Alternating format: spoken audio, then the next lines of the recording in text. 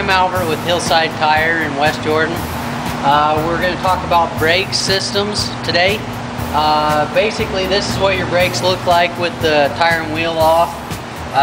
This part right here would be your rotor. That's basically what passes through your brake pads as a piston squeezes those pads together. That's what applies the friction to stop your vehicle.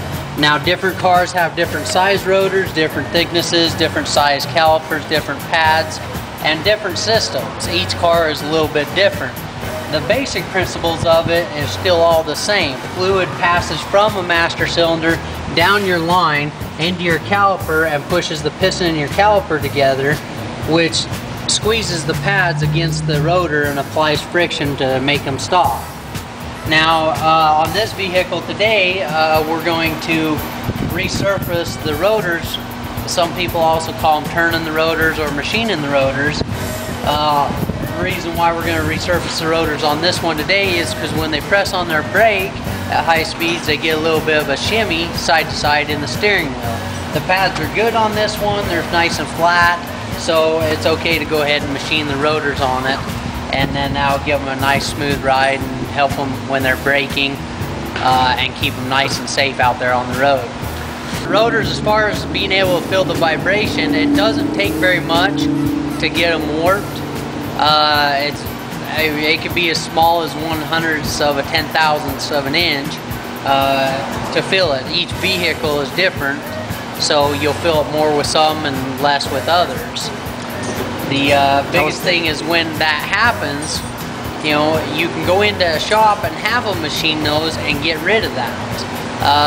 The bad thing about having them warped like that, and if you drive it excessively like that, you know, it's kind of unsafe, because if you hit the brakes a lot, you're getting a lot of vibration and shimmy, your car's not under 100% control. So that's why it's, you know, not very safe to have them warped really bad, and you should get it taken care of. The reason why rotors warp is because of the heat buildup. You have a semi-metallic friction pad squeezing down on a metal surface. It builds a lot of heat. Most of them are designed to dissipate the heat, but in the world we live in today, you got a lot of freeway driving. Then when you come off the freeway, you have a short distance in which to stop the vehicle on those off ramps. So you need to make sure that, you know, you're allowing a little bit extra time, so you're not slamming on the brakes really hard, because that builds a lot more heat. And if you're towing trailers, you want to try to use a gear coming down hills that you can hold the trailer back and use the brake just occasionally, because the brake's not there to 100% withstand the load of that vehicle. It's just there to stop.